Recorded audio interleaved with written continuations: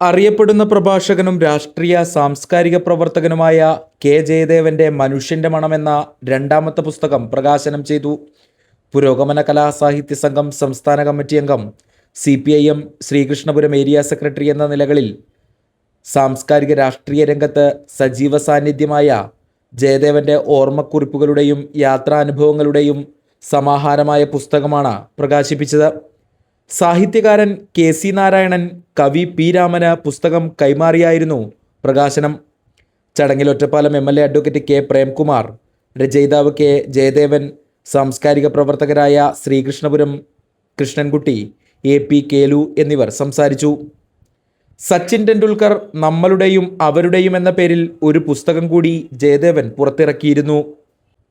പ്രകാശന ചടങ്ങിൽ ജയദേവന്റെ അടുത്ത സുഹൃത്തുക്കളും രാഷ്ട്രീയ, സാമൂഹിക, സാംസ്കാരിക മേഖലകളിലെ പ്രമുഖരും പങ്കെടുത്തിരുന്നു.